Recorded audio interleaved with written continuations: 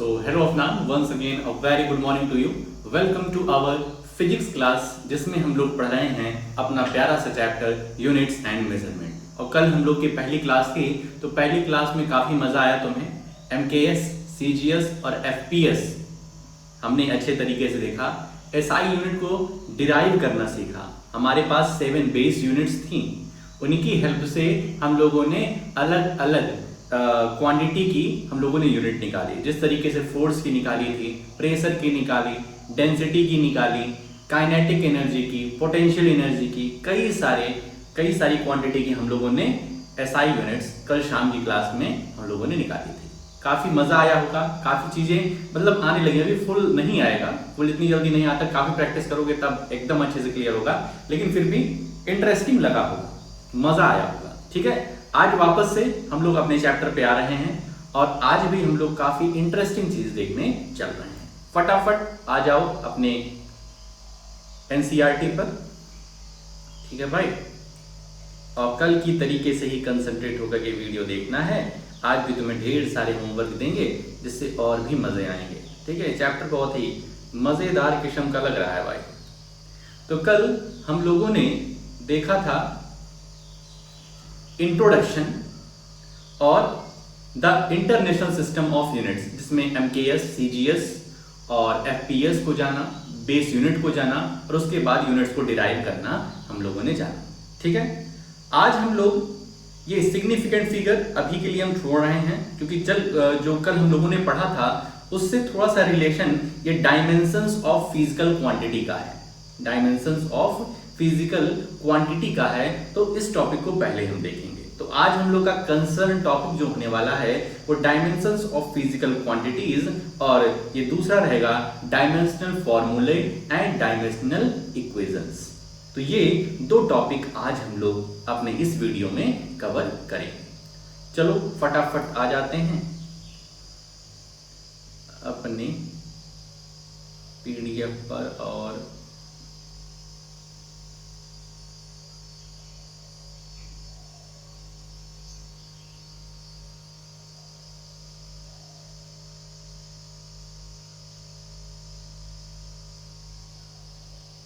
ये रहा dimensions of physical quantity नाम का ये टॉपिक। ठीक है, चल भाई। The nature of physical quantity, the nature of physical quantity is described bye it's dimensions.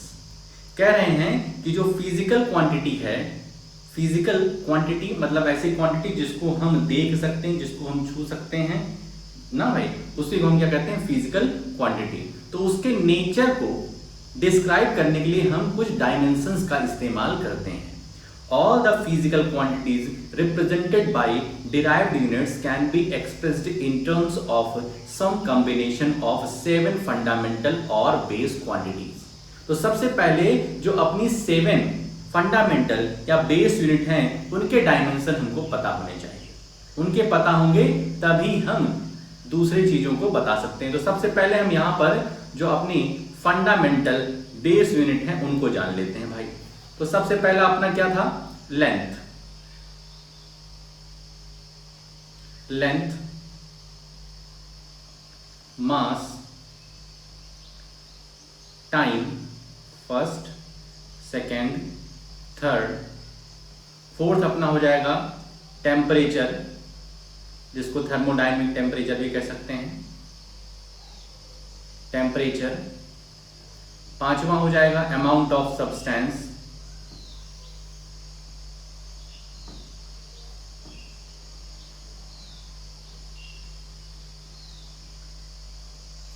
Amount of substance हो गया।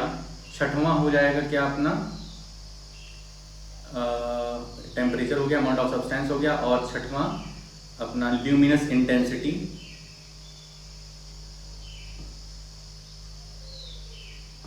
ल्यूमिनस इंटेंसिटी, और सेवेंथ अपना length, mass, time, temperature, amount of substance, luminous intensity. एक भाई साहब भूल रहे हैं, वो कौन सा हो जाएगा, वो हमारा हो जाएगा इलेक्ट्रिक करंट। ठीक है, इलेक्ट्रिक करंट, ये जिसको हम सिर्फ इलेक्ट्रिक कह सकते हैं, ठीक है। तो ये अपनी 7 बेस यूनिट है, इनके डायमेंशन हमको पता होने चाहिए। तो लेंथ का डायमेंशन होता है L, और इसको हम लोग इस तरीके से स्क्वायर ब्रैकेट, जिसको हम लोग बड़ा ब्रैकेट भी कहते हैं, ठीक है, उसमें हम लोग इसको एनक्लोज कर देते हैं। तो कैपिटल L हमारे लेंथ का डायमेंशन है, मास का डायमेंशन है capital M enclosed bye square bracket, time का डायमेंशन है कैपिटल T, ठीक है। टेम्परेचर का डायमेंशन हो जाएगा अपना kelvin K, amount of substance का डायमेंशन हो जाएगा मोल, ठीक है। ल्यूमिनस इंटेंसिटी का डायमेंशन हो जाएगा कैंडेला CD, और हमारे इलेक्ट्रिक का हो जाएगा एम्पियर, ठीक है। तो याद करना आसानी होगा, ज्यादातर वही अपना देखो, लेंथ L फॉर लेंथ तो L उसका डायमेंशन, M फॉर मास तो उसका डायमेंशन M, टाइम का T, टेम्परेचर का kelvin K, amount of substance वही अपना जो सिंबल था, मोल को एनक्लोज कर देंगे स्क्वायर ब्रैकेट में, ल्यूमिनस इंटेंसिटी को कैंडेला में, और इलेक्ट्रिक को एम्पियर में, ठीक है। अगर हमको अपने बेस यूनिट की डायमेंशंस पता होंगे तो हम डिराइव्ड यूनिट्स की भी निकाल लेंगे, ठीक है, लेकिन ये पता होना चाहिए। यहां पे लिख दें डायमेंशंस ऑफ बेस यूनिट, ये अपनी कॉपी में भाई साहब लिख लेना।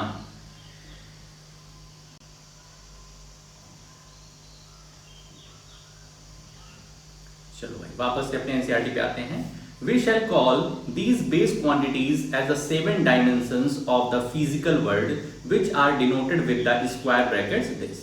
Thus, length has dimension L, mass M, time T, electric current ampere, thermodynamic temperature Kelvin, luminous intensity CD, and amount of substance mole. वही बात जो हम लोगों ने लिख करके समझ ली है, वही चीज यहाँ पर दिया हुआ है, ठीक है। आगे चला जाए। The dimensions of physical quantity are the powers or exponent to which the base quantities are raised to represent that quantity. कह रहे हैं कि किसी भी फिजिकल क्वांटिटी की डायमेंशन बताना है, किसी भी फिजिकल क्वांटिटी की हमें डायमेंशन बताना है, तो जो हमारी बेस क्वांटिटी की डायमेंशन का पावर होगा, जो हमारी बेस क्वांटिटी के डायमेंशन का पावर होगा, वही उस फिजिकल क्वांटिटी का डायमेंशन होगा, ठीक है। हम ये कह रहे हैं कि किसी फिजिकल क्वांटिटी का डायमेंशन बताना है, ठीक है, तो डायमेंशन हम निकालेंगे जो अपने बेस यूनिट्स हैं उसकी हेल्प से। तो बेस यूनिट के ऊपर जो पावर वगैरह लगी रहेगी वही हमारे उस फिजिकल क्वांटिटी की डायमेंशन होगी। अभी एग्जांपल देखेंगे तो और ये डेफिनेशन क्लियर होगी। Note that using the square bracket round a quantity means that we are dealing with the dimensions of the quantity. ये स्क्वायर ब्रैकेट का मतलब ये होता है कि हम किससे डील कर रहे हैं, उस क्वांटिटी के डायमेंशन से डील कर रहे हैं। स्क्वायर ब्रैकेट लगाना जरूरी होता है, ठीक है, नंबर कट जाते हैं भाई साहब अगर स्क्वायर ब्रैकेट तुम नहीं लगाओगे तब। In mechanics, all the physical quantities can be written in terms of dimensions L, M and T। कह रहे हैं मैकेनिक्स में जितनी भी फिजिकल क्वांटिटीज होती हैं सबको डायमेंशंस में लिखा जा सकता है। For example, the volume occupied by an object is expressed as a product of length, ठीक है। वॉल्यूम की बात करें, ठीक है, किसकी बात करें, वॉल्यूम की, इसकी बात करें हम, मान लो हम बात करते हैं वॉल्यूम की, तो वॉल्यूम का फॉर्मूला जानते हो, किसी भी जैसे क्यूब का वॉल्यूम, तो उसके क्या फॉर्मूला होता है कि length into breadth into height, यही तो फॉर्मूला होता है ना वॉल्यूम ऑफ क्यूब का, length into breadth into height. अब तुम देखोगे तो लेंथ है ही, लेंथ हमारी क्या है, एक प्रकार की लेंथ है, ब्रेड्थ भी क्या है, एक प्रकार की लेंथ ही तो है, एक प्रकार की डिस्टेंस ही तो है, ये भी लेंथ है, ये भी लेंथ है। मीन्स हम लेंथ को किससे रिप्रेजेंट करते हैं, एल से। लेंथ को किससे रिप्रेजेंट करते हैं, एल से। स्क्वायर ब्रैकेट में लिख देंगे इसके डायमेंशन को, और इसको हम क्या कर देंगे, इसको भी एल से रिप्रेजेंट करते हैं। L multiplied by L multiplied by L, ये क्या हो जाएगी, एल की पावर 3। ठीक है, इसको चाहे ऐसे लिखो और चाहे ऐसे लिखो, दोनों बात एक ही, उसमें ज्यादा डिफरेंस नहीं है। ठीक है, तो अगर हमसे कहा जाएगा कि डायमेंशन ऑफ वॉल्यूम, वॉल्यूम एक फिजिकल क्वांटिटी, इसका डायमेंशन बताओगे तो उसका डायमेंशन अपना यही आएगा। ठीक है, डायमेंशन हमारा क्या आएगा वॉल्यूम का, एल की पावर 3 स्क्वायर ब्रैकेट में, एल की पावर 3। ठीक है, जैसे ये देखो लिखा हुआ है। Hence the dimensions of volume are L multiplied by L multiplied by L, L की पावर 3, चाहे बाहर लिखो चाहे अंदर लिखो, कोई उसमें दिक्कत नहीं है। As the volume is independent of mass and time, अब देखो वॉल्यूम के फॉर्मूले में मास और टाइम नहीं आता है, तो it is said to possess 0 dimension in mass and 0 dimension in time and 3 dimension in length। तो हम कह सकते हैं कि जो वॉल्यूम है उसका जो डायमेंशन इन मास है वो 0 है। भाई मास उसके पास है ही नहीं, तो मास का डायमेंशन उसके पास 0 है। लेंथ का 3 है, लेंथ में 3 डायमेंशन है, और टाइम में भी डायमेंशन 0 है। मतलब इसको वॉल्यूम का यदि हम डायमेंशन लिखने की कोशिश करें तो ये क्या लिख सकते हैं, m की पावर 0। भाई हमको MLT के फॉर्म में लिखना है, m की पावर 0, l की पावर 3 एंड t की पावर 0। मतलब m की डायमेंशन वॉल्यूम के सेंस में 0 है, मास 0 है, लेंथ 3 है। लेंथ की डायमेंशन कितनी है, 3 है, और टाइम की डायमेंशन कितनी है, 0, क्योंकि वॉल्यूम में टाइम भी नहीं आता है। तो एक स्टैंडर्ड फॉर्म है कि किसी की भी डायमेंशन कह रहा है निकालने के लिए तो m l t ये तीनों लिखने पड़ते हैं।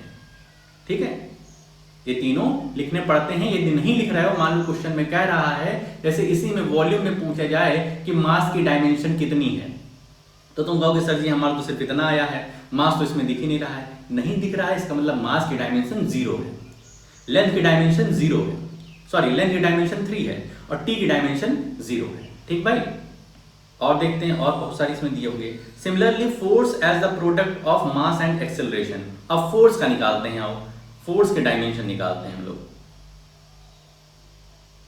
यहीं पर हम लोग फोर्स का डायमेंशन निकालते हैं। तो फोर्स का फॉर्मूला क्या होता है, हम लोग फोर्स की डायमेंशन निकाल रहे हैं, mass into acceleration, mass into acceleration, जिसमें मास एक्सेलरेशन को हम लोग बेसिक यूनिट में अगर डिवाइड करें तो ये हो जाएगा डिस्प्लेसमेंट अपॉन टाइम, और अपॉन टाइम, क्योंकि देखो एक्सेलरेशन बराबर क्या होता है, वेलोसिटी अपॉन टाइम। तो वेलोसिटी क्या होता है, डिस्प्लेसमेंट अपॉन टाइम ये वाला, तो ये डायरेक्ट हो जाएगा डिस्प्लेसमेंट अपॉन टाइम का स्क्वायर, डिस्प्लेसमेंट अपॉन टाइम का स्क्वायर। ये बात समझ में आ रही होगी, इसमें तो कोई दिक्कत नहीं होगी। चल भाई, मास को हम लोग m लिख सकते हैं। भाई मास का डायमेंशन क्या होता है, m, मल्टीप्लाइड बाई डिस्प्लेसमेंट का डायमेंशन क्या होता है, जानते हो, डिस्प्लेसमेंट एक प्रकार की लेंथ है, तो l, अपॉन टाइम का t होता है, और इसका स्क्वायर है, मतलब कुछ इस तरीके से लिख देंगे। ठीक है भाई, अब हम कहें कि सब चीज को न्यूमरेटर में पहुंचा दिया जाता है, तो हम लिख सकते हैं m l t की पावर -2। अब फोर्स में पूछा जाए कि मास की डायमेंशन बताओ, फोर्स में कहा जाए कि मास की डायमेंशन बताओ, तुम यहां पे 0 मत बताना, क्योंकि अगर m लिखा हुआ है और m आया हुआ है ना, मास है, तो यहां पर कुछ नहीं लिखा है, तो ये क्या है, 1 है, ये 1 है। ठीक है, कुछ नहीं लिखा है तो 1 है।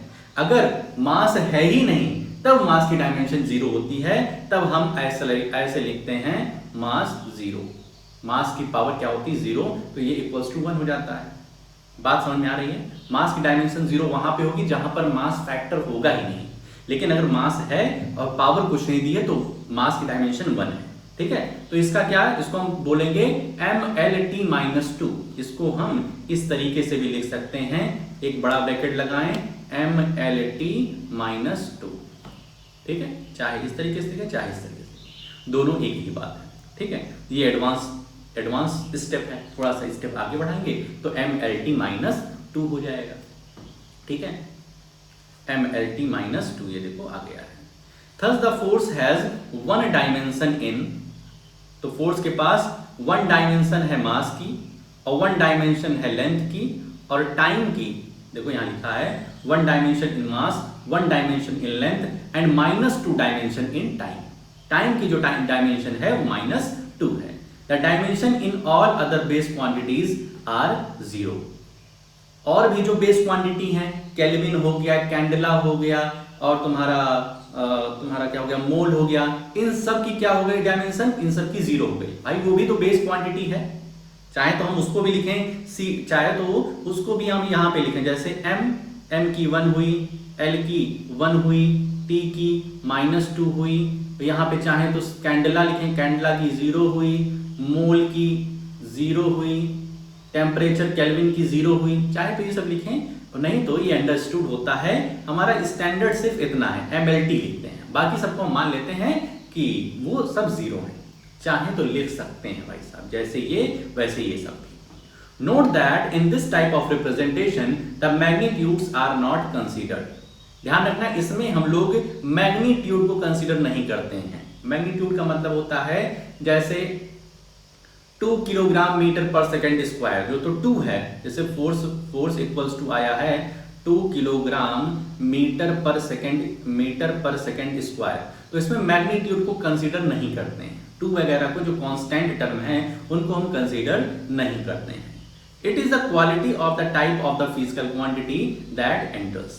Thus a change in velocity, initial velocity, average velocity, final velocity and speed are all equivalent in this context। तो इस context में velocity की बात करें, change in velocity की बात करें, average velocity की बात करें, कैसे भी velocity की बात करें, speed की बात करें, सब एक ही चीज है। जैसे चाहे डिस्टेंस बोलें, चाहे डिस्प्लेसमेंट बोलें, चाहे 2 किलोमीटर बोलें, चाहे 5 किलोमीटर बोलें, चाहे 100 किलोमीटर बोलें, सब के सब क्या है, लेंथ ही है ना, तो उनकी डायमेंशन क्या होगी, under square bracket l।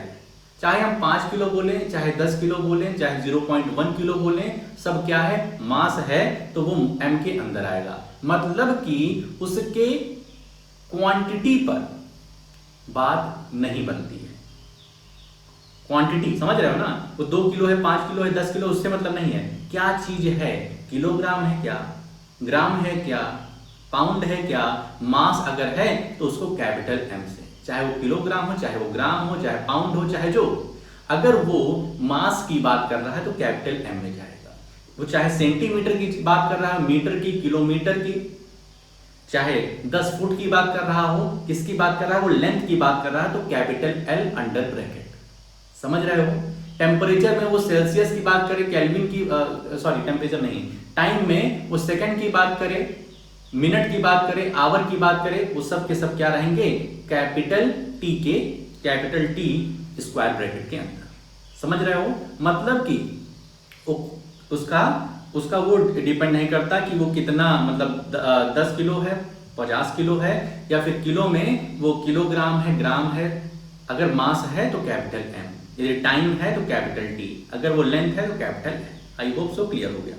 Since all these quantities can be expressed as length upon time, their dimension is LT-1। यहाँ पे ये किसकी डायमेंशन है, स्पीड की। स्पीड की डायमेंशन कह रहा निकालने के लिए भाई साहब, किसकी डायमेंशन, स्पीड की डायमेंशन कह रहा निकालने के लिए, तो स्पीड इक्वल्स टू क्या होता है, distance upon time, distance upon time.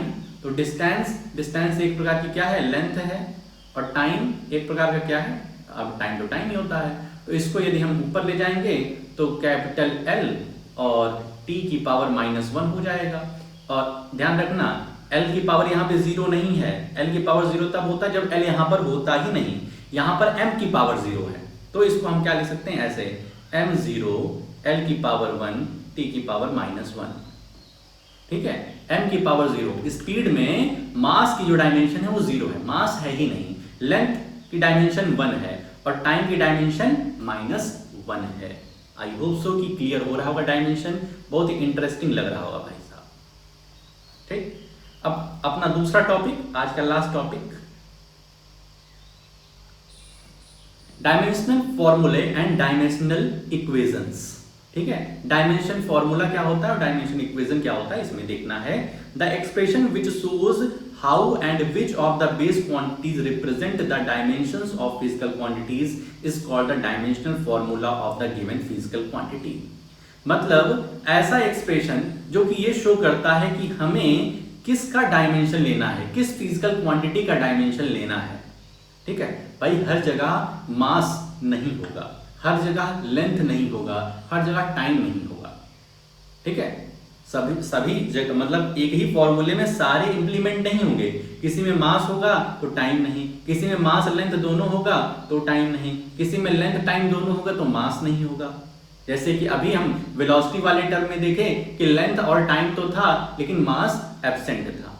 ठीक है, तो ये जो हमारी डायमेंशनल फॉर्मूला है ये कंसीडर कराता है, ये बतलाता है कि हमें कौन से फिजिकल क्वांटिटी का डायमेंशन लेना है और किसका नहीं लेना है। डेफिनेशन वगैरह लिख लेना भाई साहब। For example, the dimensional formula of the volume is m to the power 0, l to the power 3 और t की पावर 0। इसमें सिर्फ लेंथ है। वॉल्यूम अभी देखे थे, वॉल्यूम क्या होता है, length multiplied by breadth multiplied by height. तीनों क्या है, एक प्रकार की साइड ही है, लेंथ ही है, तो L क्यूब हो गया था। बाकी m की पावर 0 है, मास की डायमेंशन 0 है, टाइम की डायमेंशन 0 है, एंड दैट ऑफ स्पीड और velocity is m0 lt minus 1। चाहे तो m0 ना लिखें, लेकिन अगर पूछ लिया कि स्पीड में मास की डायमेंशन बताओ तो बताना पड़ेगा कि मास की डायमेंशन 0 है। सिमिलरली lt माइनस 2 किसकी, एक्सेलरेशन की है। lt माइनस 2 एक्सेलरेशन की है, dimensional formula of acceleration. Acceleration क्या होता है भाई, भूल गए? Acceleration is equal to velocity upon time, और वेलोसिटी क्या होता है, डिस्प्लेसमेंट अपॉन टाइम, और टाइम का टाइम स्क्वायर हो जाएगा तो डिस्प्लेसमेंट अपॉन टाइम का स्क्वायर, तो ये क्या हो जाएगा, डिस्प्लेसमेंट का l और t का t माइनस 2 हो जाएगा, ऊपर जाएगा तो lt minus 2। That of mass density, mass density मतलब जान रहे हो ना, mass density, mass upon volume, mass upon volume, mass density यहाँ पे लिख लेते हैं, सब भूल जाते हो तो। जैसे कह रहा मास डेंसिटी, मास डेंसिटी का डेंसिटी सीधे बोलते हैं, डेंसिटी, डेंसिटी का फॉर्मूला क्या होता है, mass upon volume, mass upon volume. तो मास का तो m हो जाएगा, ठीक है, और वॉल्यूम का अभी हम लोगों ने देखा कि l की पावर 3 रहता है, l की पावर 3 रहता है, तो इसको ऊपर लिखेंगे तो m की पावर 1 है, l की पावर 3 है। चाहो तो 1 ना लिखो, यहाँ सीधे ml3 लिख दो, और t की पावर 0 है, t की पावर, यहाँ पर t टाइम है ही नहीं, टाइम की डायमेंशन कुछ है ही नहीं, तो टाइम की पावर 0 है। ठीक है, l की पावर -3 जाएगा, ऊपर जाएगा भाई, -3 हो जाएगा। ठीक है, इस तरीके से भाई। An equation obtained by equating a physical quantity, तो डायमेंशन फॉर्मूला हो गया। अगला डायमेंशनल इक्वेशन क्या है, an equation obtained by equating a physical quantity with its dimensional formula is called the dimensional equation of the physical quantity. ठीक है, dimensional formula से हम क्या करें, उसको इक्वेट कर दें। डायमेंशनल फॉर्मूला क्या है, यही mlt है। ठीक है, तो उसके फॉर्म में जब हम इक्वेशन को सजा करके लिख देते हैं तो उसी को डायमेंशन इक्वेशन कह देते हैं। Thus the dimensional equations are the equations which represent the dimensions of a physical quantity in term of the base quantity। तो डायमेंशनल इक्वेशन क्या है, जिसमें तुम्हारा m भी हो, l भी हो, t हो, मतलब बेस क्वांटिटी, बेस क्वांटिटी सारी लिखी हो और उस पर पावर वगैरह लिखी हो। अगर उसमें बेस क्वांटिटी का टर्म नहीं है, मास नहीं है तो 0 लिख दो, लेंथ है तो लिख दो, टाइम नहीं है तो 0 लिख दो, ऐसी बात है। For example the dimensional equation, ध्यान रखना इसमें mlt के साथ मोल भी हो सकता है, थर्मोडायनेमिक टेम्परेचर, क्योंकि वो भी बेस यूनिट है, उसको भी हम लिख सकते हैं, लेकिन स्टैंडर्ड में सिर्फ है कि मास, लेंथ और टाइम के ही डायमेंशन लिखो बस। ठीक है, For example, the dimensional equation of volume V, speed mu, force F and mass density rho may be expressed as। तो इस चीज को अभी हम लोगों ने अपने ब्लैंक PDF में निकाला है कि वॉल्यूम का ये होता है, ठीक है, आता सिर्फ इतना है l की पावर क्यूब, लेकिन हम लोग m भी लिख देते हैं, t भी लिख देते हैं, t की पावर 0, कि m की डायमेंशन नहीं है, t की डायमेंशन नहीं है और l की डायमेंशन है 3 टाइम। इसमें भी अभी भी निकाला था LT-1 होता है वेलोसिटी का या फिर स्पीड का। ये फोर्स है, फोर्स का MLT-2 होता है, डेंसिटी का ML-3 t की पावर 0। इसमें टाइम फैक्टर नहीं होता, इसलिए टाइम की डायमेंशन 0 हो गई है। समझ रहे हो भाई? आगे चलते हैं। The dimensional equation can be obtained from the equation representing the relations between the physical quantity. ठीक है, कह रहे हैं डायमेंशनल इक्वेशन हम वहां से भी ऑब्टेन कर सकते हैं जो फिजिकल क्वांटिटी के बीच में रिलेशन शो करता है। तो फिजिकल क्वांटिटी का मतलब ये कह रहे हैं जैसे एक्सेलरेशन है, एक्सेलरेशन क्या शो कर रहा है, दो फिजिकल क्वांटिटी के बीच में रिलेशन शो कर रहा है, वेलोसिटी अपॉन टाइम। जैसे फोर्स है, फोर्स दो फिजिकल क्वांटिटी के बीच में रिलेशन शो कर रहा है, मास इनटू एक्सेलरेशन। जैसे तुम्हारा काइनेटिक एनर्जी है, kinetic energy half M V square, तो ये दो क्वांटिटी के बीच में रिलेशन शो कर रहा है। तो यहां से भी हम डायमेंशनल इक्वेशन को निकाल सकते हैं। The dimensional formula of large number and wide variety of physical quantities derived from the equation representing the relationship among other physical quantity and expressed in term of base quantities are given in appendix 9। appendix 9 जरा देखें ना, उसमें जो तुम्हारी बड़ी बड़ी units हैं जैसे फोर्स हो गया, एक्सेलरेशन हो गया, ये सब बेस यूनिट नहीं है ना, तो ये हमारी बेस यूनिट की हेल्प से इनके डायमेंशन निकलते हैं। जैसे फोर्स में सबसे पहले मास का तो सिंपल m हो जाएगा, एक्सेलरेशन को हमें तोड़ना पड़ता है वेलोसिटी अपॉन टाइम के टर्म में। काइनेटिक एनर्जी में हाफ m तो m का हो जाएगा, m का अपना मास होता है, वेलोसिटी का हमें स्क्वायर करना पड़ेगा। ठीक है, for your guidance and ready reference. ठीक है, तो ये अपना टॉपिक एक काइनेटिक एनर्जी का भी निकाल के यहां तुम्हें दिखा देते हैं, थोड़ा सा और अच्छे से क्लियर हो। ठीक है, काइनेटिक एनर्जी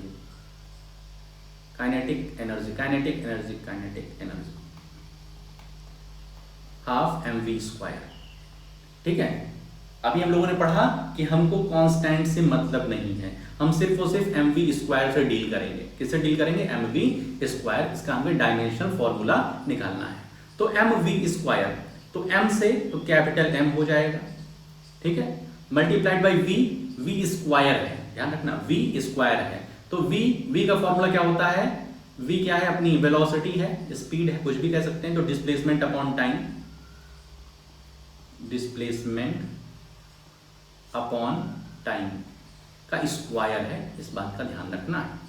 ठीक है, तो ये हो गया m, डिस्प्लेसमेंट हो गया l का स्क्वायर अपॉन t का स्क्वायर, क्योंकि भाई यहां स्क्वायर है। यदि हम इसको ऊपर भेजेंगे तो ये हो जाएगा m l का स्क्वायर और t की पावर -2। इसको हम फिर इस तरीके से लिखेंगे ml2t -2। तो इस तरीके से हमारा इसका भी डायमेंशन फॉर्मूला आ गया। ध्यान रखना, हमको कांस्टेंट से मतलब नहीं है। ठीक है, तो इस तरीके से भाई साहब हम लोगों ने इसको कवर किया। आई होप सो कि सबको समझ में आया होगा। आज आधे घंटे की क्लास में ही हमने निपटा दिया, तो कल जो ज़्यादा क्लास हो गई थी आज वो कवर कर दिया। ठीक है, फिलहाल दो टॉपिक हमें कवर करना था, तो जितनी जल्दी कवर हो चुका उतनी ही लंबी क्लास होगी। तो आई होप सो कि सबको समझ में आया होगा। जहां कहीं भी दिक्कत बनती है भाई साहब ध्यान रखना, ये चैप्टर बहुत ही इंपॉर्टेंट है। ठीक है, इसको बहुत ही आसान बनाने की हमारी कोशिश है, बहुत ही इंटरेस्टिंग बनाने की कोशिश है, लेकिन फिर भी अगर कहीं कुछ मिस हो रहा है, नहीं आ रहा है, तो तुरंत पूछो।